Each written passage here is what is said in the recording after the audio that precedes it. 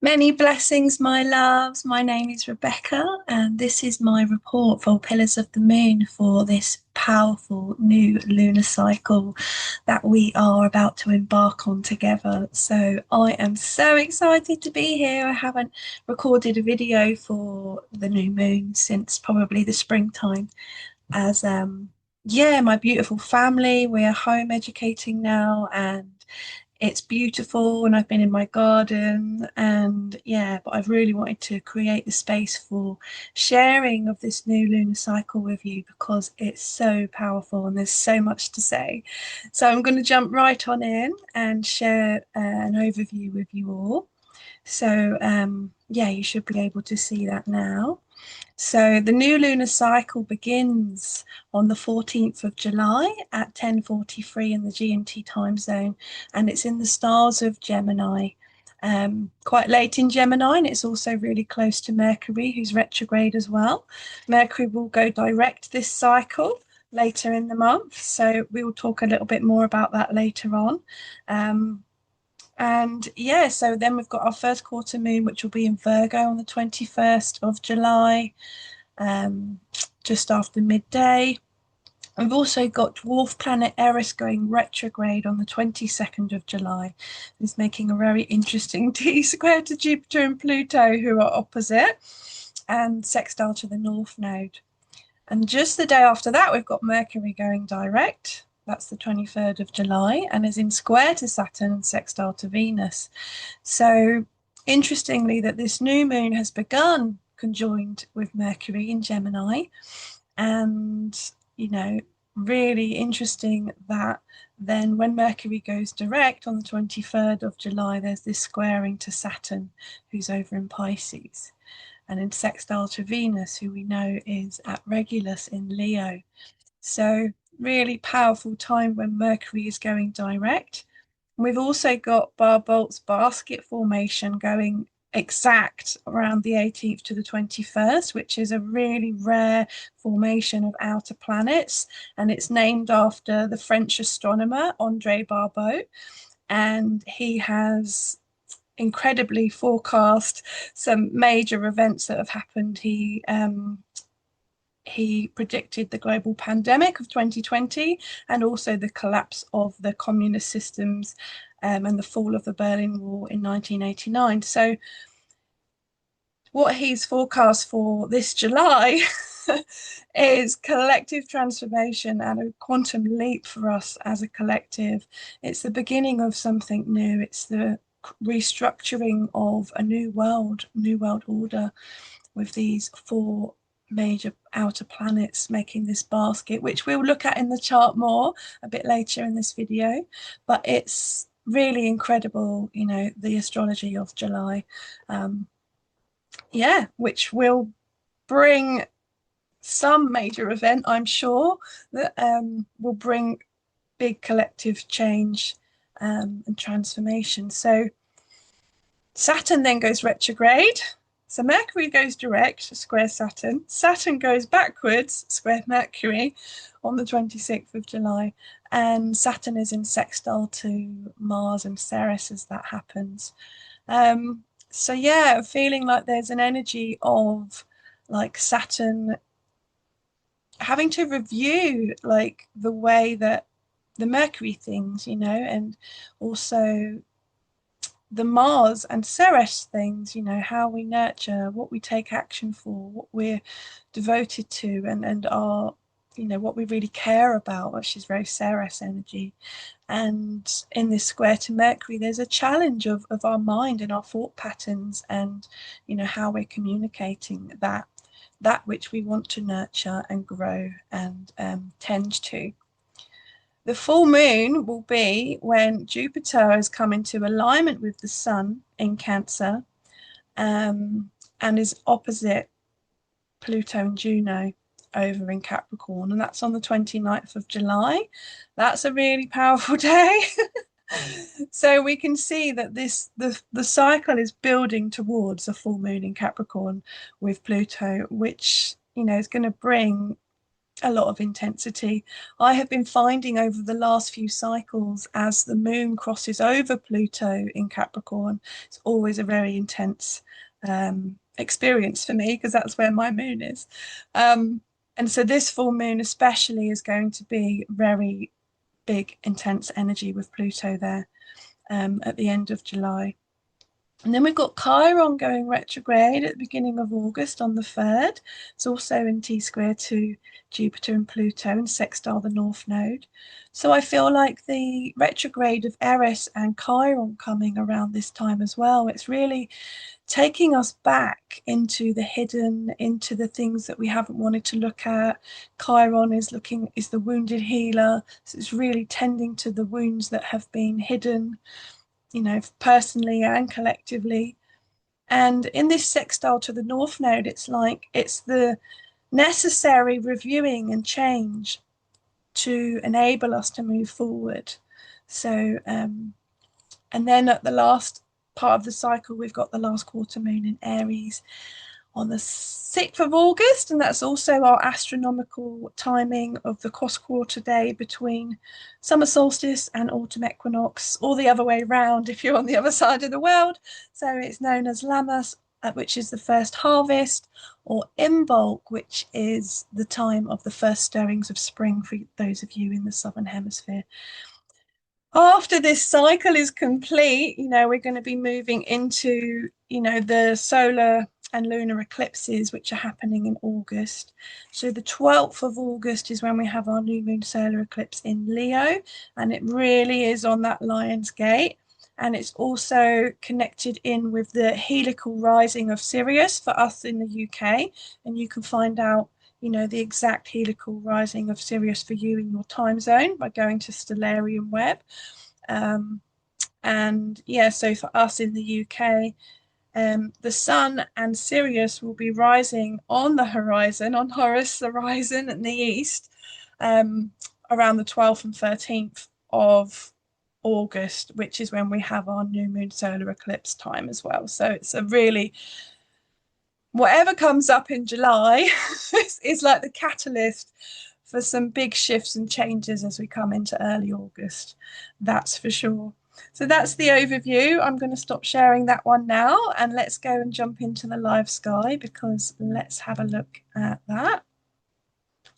So I'm going to take us to Stellarium Web.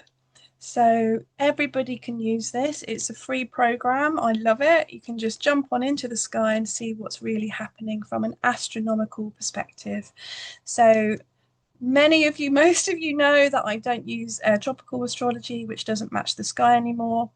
The type of astrology I use is astronomy. So if you was to go outside with a telescope and look up at the sky, this is exactly what you would see, which is exactly what our ancient ancestors would have done. And yeah, to see something with your own eyes, they say seeing is believing, right? So I can see it with my own eyes, so I believe it to be true. So you can see, let's just change the time of the new moon so it's exact. The 14th of July, and the time, what was it? 10:43. So this is all in the GMT time zone where I live. You can find out your time zone by looking at timeanddate.com. Okay. So this is the stars of Gemini. I'm going to click on it so we can see the lines around it. And we've got our sun and our moon together, really close to Mercury. You know, so Mercury being retrograde as well, you know, and going direct over this cycle, there's a lot of mercurial themes happening for us. And you can see that Castor and Pollux are the twins that, you know, were called so by the Greeks. There's the immortal and the mortal. So Pollux is connected to the immortal self, and Castor being the mortal self. So when you look back and you research into the origins of constellations, why they are what they are now, than what we use them for now, you know, you can research and look back in time and find out more ancient origins of these constellations and what they would have been many, many, many years ago, which I find fascinating because a lot of what we're using for mainstream astrology now has origins in Greek mythology, in misogyny, in very kind of patriarchal views of the sky and the world. So when we trace back and we look back over time at how things were, more ancient times ago, it kind of gives me a better picture of what this constellation really represents. And yeah, so I'm going to talk a little bit about that. So in the Babylonian times, this constellation was also known as Great Twins, but they were warrior brothers, and they were connected to being guardians of a gateway. And so when we zoom in, we can see, I'm just going to try and get it so we can see it. So Orion's hand, you can see this is Orion's hand here, and this is known as the Silver Gate of Reincarnation. It's exactly opposite our galactic center, so it's our anti-center, and it's been known as the gate of man or the gate of reincarnation. So Gemini being connected to the mortal and the immortal self, it would make a lot of sense that these two energies are connected to our mortal self and our soul, which is infinite, our cosmic twin that we're always connected to. Even when we incarnate into a mortal body, our galactic self still exists. Our soul is always connected to us. So this area of the sky, the ancient Egyptians didn't see these as twins. They saw this as a gateway. And when you come up from Orion's hand, you can draw all the way up, and it does create like a gate here all the way around. And so this gateway takes us into the womb of the mother, Cancer, here. So we come from Orion's hand, the galactic gate, passage of souls, which the Egyptians connected to Duat, which is the underworld. And so this constellation being a gateway of man, a gateway of heaven and earth. So one of the twins is connected to heaven, immortality, our infinite self, and the other one is connected to our mortality, our physical body that we're incarnating into. So, wow, what a reframe. I find this fascinating, and this is why I love astrology, astronomy, like looking back through time at origins of things and why things are the way they are. And so with Mercury retrograde, we could be really interested and curious into researching this information and enlightening ourselves with it. So I encourage that this cycle. So, connecting that to heaven and earth, physical and not physical, physical and spirit. You can see how this energy also is symbolic of polarization, of light, of dark, of yin, of yang, of up, of down, of opposites, that are always connected, that are always, you can't have the day without the night. You can't have the sun without a shadow cast on something, it's like they belong together and they are meant to be together, so as long as we, keep seeing them as, warriors fighting against one another, then this is the legacy that continues. But can we see them as guardians of a sacred gateway that connects us to our soul and our ancestors and the realm of spirit?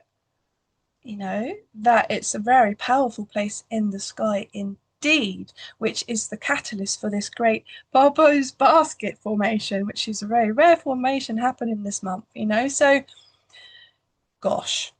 So I'm going to leave that there. I'm not going to ramble any more about Gemini and what it is. But we will see during this cycle, as we're coming up to the full moon, I'm going to just journey along to when the sun comes into connection with Jupiter in Cancer.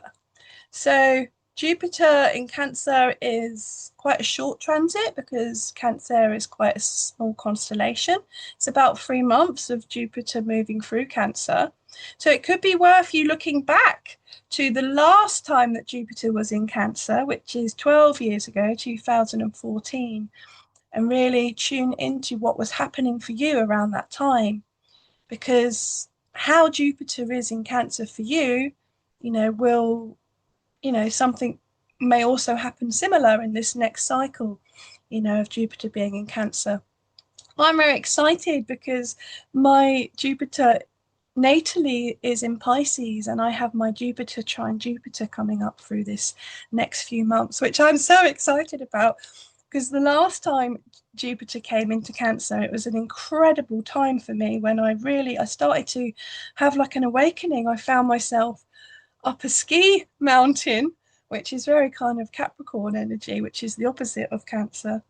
Um, and I had this huge kind of shift and awakening time. So I'm feeling very optimistic because I'm a Jupiter person. Jupiter is my ruling planet. I have Sagittarius rising, Jupiter connected to my sun. So it's really good to look into, do you have any planets in Cancer? Do you have, what house is Cancer in for you in your chart? And, do you have any aspects to this Jupiter? Because Jupiter in Cancer is a very beautiful time. It's very fertile, it's very nurturing. We could be really feeling like expanding our nest, bringing more. I mean, for me, I've just been cooking and wanting to make all these amazing kind of tinctures and potions. And, so I've been really enjoying this time already. So have a look at your chart, see what you have, and these next few months really kind of Jupiter's going to expand all of this really fertile, nurturing, supportive Cancerian energy. So yeah, have a look at that.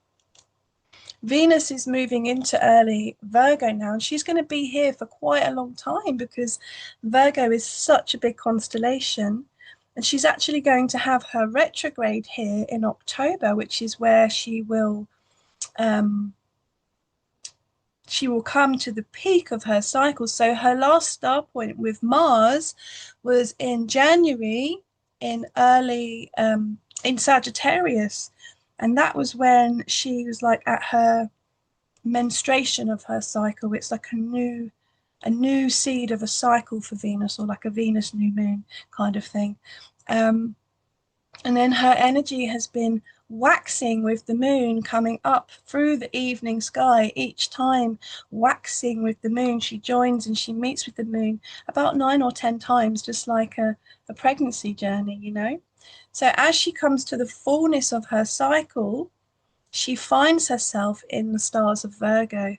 So when she goes retrograde, it's the time of peak fertility. It's the time of Venus being ovulating at her most fertile in Virgo, where all the herbs and the plants are. It's like, oh my goodness. Oh, what a glorious place for Venus to be as she's coming into the peak of her fertility cycle.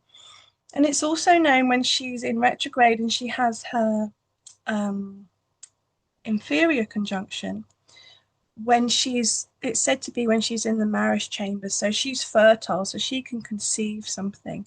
So when we're coming into October time, when Venus is going retrograde here, it's going to be a time of conceiving something, a wish, a dream, a vision. We could be conceiving projects, we could be conceiving all of the things that we're really wanting to bring into fruition in our lives, and then as she comes through that journey and she comes out of Virgo, she's going to have her waning moon conjunctions, and she changes into the morning star as she's waning back down with the moon. And that's when she's cultivating rose hips. It's like she's deepening into her wisdom. She's either pregnant and growing a baby and getting heavier and heavier and heavier, or she's forming the seeds of the new in a rose hip, and she's creating things for the future. She's the alchemist, she's the witch, she's amazing. So that's all coming up at the end of this year, So just wanted to share a little bit about that Venus journey because I absolutely love it. Um, so yeah, I'm gonna take you to the new moon chart because I wanted to talk to you a bit about this Barbault's basket. So I'm going to draw it on for us. So you can see we've got Uranus currently with Mars. I'm drawing it all the way along just so we can see it. And I was thinking about this, about a basket. What is a basket? A basket holds things, it contains things. So with these outer planets, this is like a containment of great change. When we've got Pluto, Neptune, Uranus, and Jupiter involved, it's huge shifts and change that, is going to bring massive transformation for us as a collective. So yeah, this formation is rare and it comes exact around the 18th to the 21st. So, and it's a long thing, Uranus is going to be in sextile to Neptune for a long time. Neptune's going to be in sextile to Pluto for a long time. It's a lot of, and Pluto in trine to Uranus for a long time, So the change that is catalyzing around the 18th to the 21st of July is a seed of change that is going to ripple into, the future. So whatever this end of July brings for us, it's going to be the seed of a huge reorganizing of our world, I feel. So yeah, it's hard to know exactly how it's going to play out, but it does feel like with Jupiter in Cancer, it's incredibly fertile. And with Jupiter in trine to Neptune, it's keep having faith, for our dreams. It's having vision and belief in the dreams that we have, you know. And also, Jupiter being in Cancer, this is the sign of the bees and the beehive cluster. And the dreams are connected to the Melissa and the bee priestesses, of ancient times. So I feel like our psychic, intuitive energy is going to be very high. And, with Uranus in this trine to Pluto, this is Uranus being in Taurus. This is change, unprecedented change of the physical. And Pluto is restructuring and dissolving old rigid systems in Capricorn. And Uranus is bringing in the new earth, the new physical, the new reality. So while Pluto is over in Capricorn bulldozing all the old structures that are just really not serving us as a collective, Uranus is over in Taurus, birthing the new, birthing the revolution. So we could be seeing a lot of new physical structures coming in that will be innovative, that will be a leap forward for us as a collective, that will be more environmentally friendly, and I have a lot of hope, me being a Jupiterian person, I have a lot of faith in the future. My Mercury is in Aquarius. I really feel like there's a revolution coming for us in the future that is very earth-centered and connecting us all together as one planet.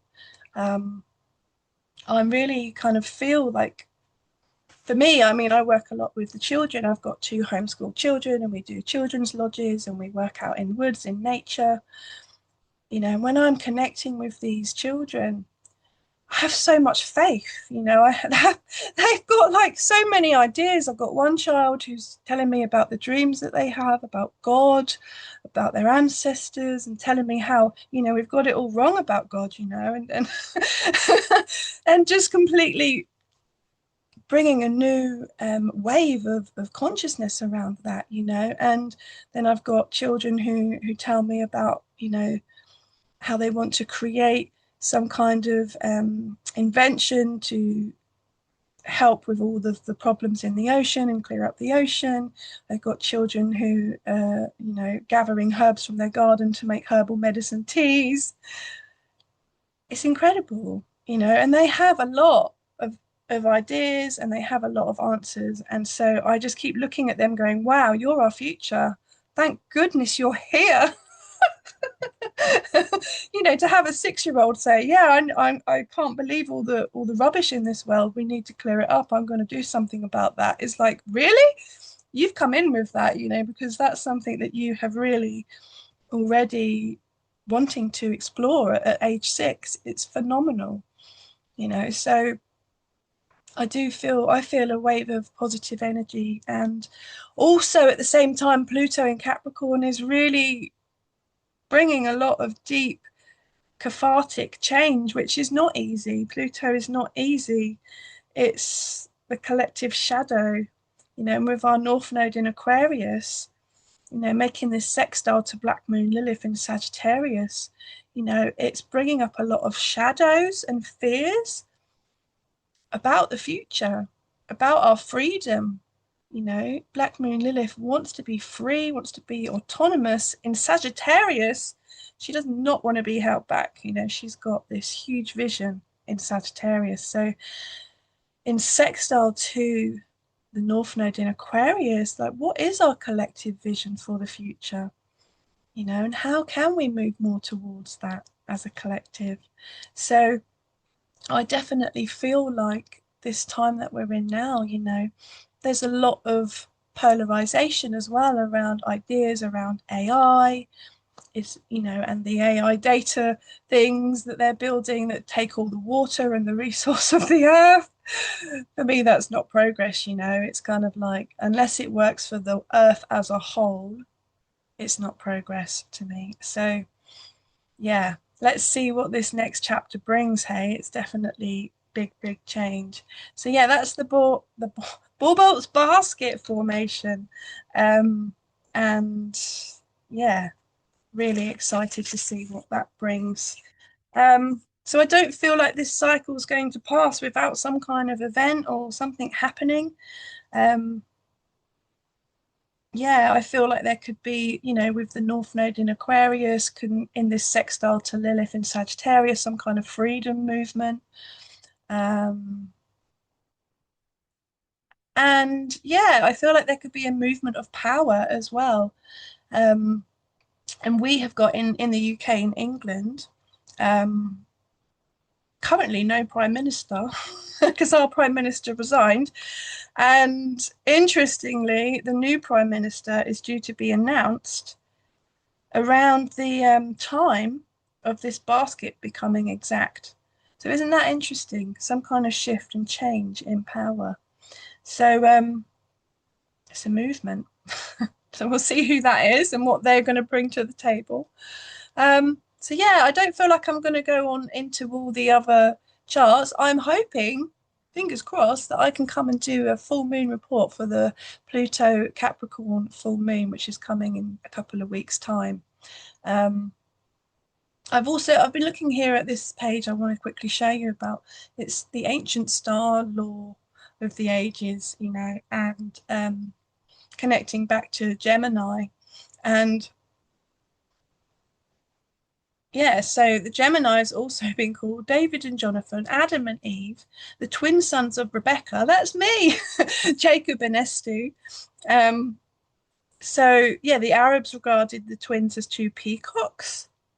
Um, yeah, and the heaven and the earth pair, which is really interesting, isn't it? The heaven and the earth. So, you know, what I was sharing around Castor and Pollux and the mortal self and the galactic self, you know, how can we unify these two, you know? Because when we're connected to our soul, when we're connected to our heavenly self, you know, we are golden, we're infinitely young, we're fresh, we're like, when we're connected to our physical self, there's kind of like we're dropping down into the physical body. It's like a landing, grounding, earthy energy, and dense. That's the polarity, isn't it? So, how can we unify these energies?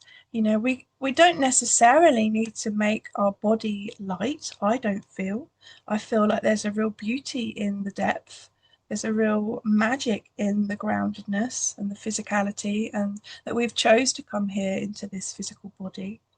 But allowing the soul, the infinite self, to guide the physical, to have them working together as one, to remember that we are soul, we are source, we are galactic, and yet we are also physical, and we have a body and a human self that, sometimes when we are doing like the Mama Village events and we have loads of big families coming. I have like 20 plus, no, 200 plus mamas in the Mama Village community. Sometimes we have 20, 25 families come to the events with kids. It's quite a lot, and I feel like, okay, I'm going to do some big thing now. I'm going to, dress up as a star of the bunny and do a performance or whatever it is. That's very kind of Jupiterian, I feel. Um, there's like this need to really embody my soul, my infinite self, and at the same time take care of the human self. Remember, it's like say to Rebecca, the human, I love you. Are you okay? This is a lot. It's going to be all right, and take care of the human, take care of the infinite self together as one, and I feel like this is really the path of the future. And I'm, yeah, lifting up prayers for us as a collective to really bring back our infinite self with our physical self and find the unity in that, the unity in the difference, the unity in the opposition, the gift in the challenge, the transformation that comes through, a period of um, death. I had 2025 for me. We had lots of death in our family. We had two of my nannies pass away, and then my husband had his best friend pass. So we had a lot of this really deep, deep time last year. And I feel from the fertile tears of the grief, there comes a new wave of life, and yeah, and that's the cycle of things, isn't it? Of reality. With the ending of one world will come a new. So what a gift to be alive in this changing time. So yeah, I think I'm going to leave it there for now. I'm going to stop sharing, and yeah, I'm really sending prayers for you all for this new lunar cycle and this basket formation and this changing time. May we connect in with Jupiter. May we connect in with the abundant, fertile energy of Jupiter. Tend to our inner sanctuary. Connect to our soul with the Gemini energy, to the gate that connects us to the divine. May we connect into and communicate with that place, with Mercury going direct here, to learn and communicate from a variety of sides, to be flexible with the multiple views, to explore what it means to be here in this physical incarnation, and to, yeah, enjoy, come back into the presence and the enjoyment and the gift of what it is to be here, as a human experiencing this time. So, yeah, sending my blessings for you all. And I will be back at the full moon, conjoined with Pluto. And then after that, we'll be exploring, the helical rising of Sirius, the ancient flooding of the Nile, the goddess of Supdet, the association with fertility and Cancer, and yeah, and our solar eclipse and our eclipse portal. So, yeah, sending you so, so much love and blessings, and I'll see you soon. Blessed new moon.